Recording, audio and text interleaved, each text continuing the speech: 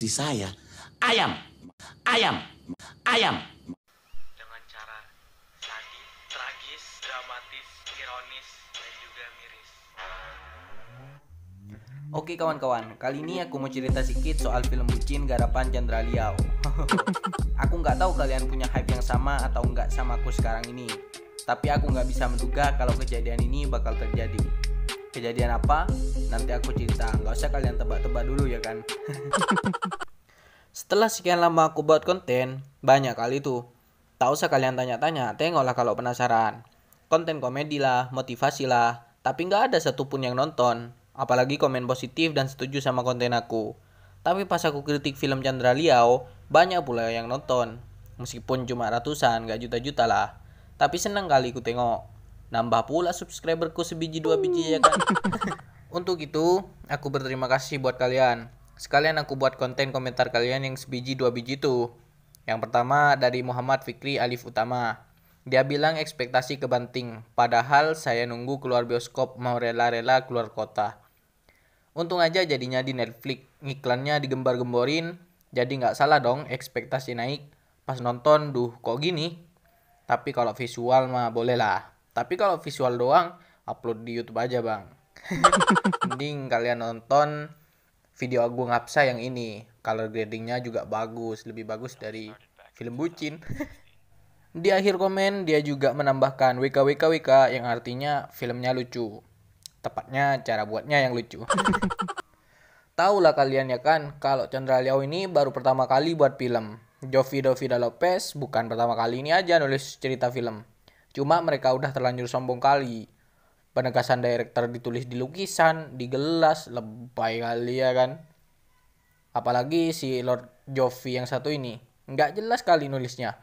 Entah empat sahabat ini datang dari mana, terus latar belakang mereka juga nggak ada yang tahu, kenapa bisa bucin, terus fungsi Chandra Liau. Amburadul lah. Untung aja film ini diakuisisi Netflix. Kalian bayangkan film ini ada di bioskop. Menimbang betapa berantakannya film garapan Lord Chandra Liau ini, gak kebayang jadinya berapa penontonnya. Terdengar sentimen, tapi ini ekspresi kejujuran aku nonton film ini selama 1,5 jam. Bener pula tulisan yang ada di sketch mereka yang bilang kesabaran adalah kunci. Bukan mereka yang harus sabar, tapi yang nonton ya kan.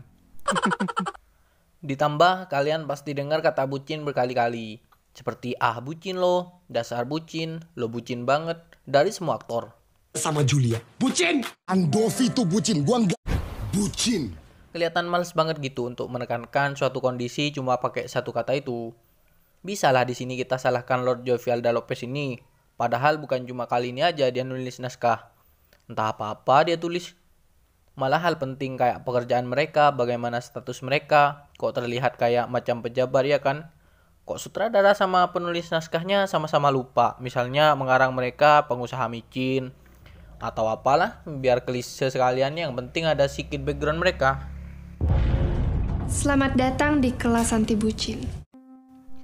Terus galian cerita bucinnya juga nggak jelas sekali. Apalagi jika kalian perhatikan cerita Tommy Lim yang cuma pengen beli mobil tapi dilarang oleh tunangannya. Terus konfliknya di mana? Jovial pun sama. Mana ada cerita bucin ketika kalian mau cari pacar baru ya kan? Lah terus siapa yang bucin? Satu lagi, cerita Chandra Liau yang jelas-jelas jomblo. Tapi mungkin karena ini film dia ya kan? Terserah lah dia mau buat cemana. Oke, lanjut ke komentar yang kedua dari abangku Dian Rizky Saputra.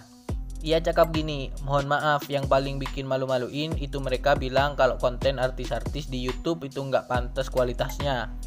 Giliran mereka main film malah gini, aduh. Aku pun terkejut nengok akting mereka.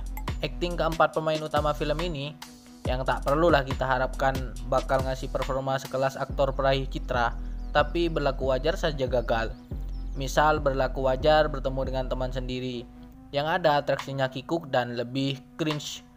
Aku sarankan kalian jangan ikut kelas anti bucin, tapi ikut kelas acting dulu. Serius dulu kalian di kelas acting, baru masuk di perfilman. Jangan sampai kata-kata kalian untuk artis yang masuk YouTube digunakan artis sama kalian yang masuk perfilman. Malu kalilah aku jadi kalian. Di akhir cerita pun ditunjukkan kalian wanita idaman para fuckboy Dimana Lord Jovial pun nunjukin fuckboynya di sini dan enak-enak ngomong atas nama cinta.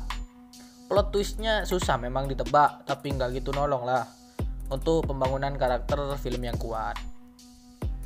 Biar tidak terlalu panjang, satu yang terakhir, jangan kalian hina karya seseorang.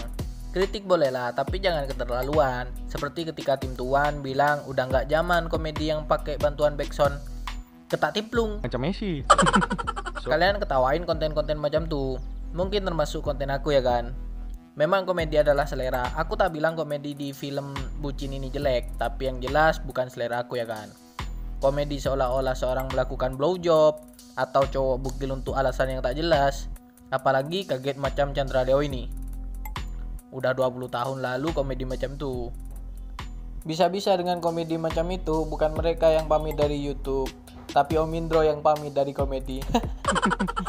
Kalau ada waktu akan aku buat sampai part 99 kritik film bucin ya kan. Coba aja mereka nggak sombong. Nggak ada bahan aku ngeritik mereka ya kan. Pantas sekali sekarang kita sebut Lord Chandra Liao dan Lord Da Lopez. Akan jadi sejarah mereka di perfilman Indonesia. Selamatlah juga buat Lord Chandra Liao, udah diakui jadi director, meskipun masih ditulis di gelas, bukan di piala citra. Sekian untuk kali ini, sampai jumpa di kritik bucin selanjutnya.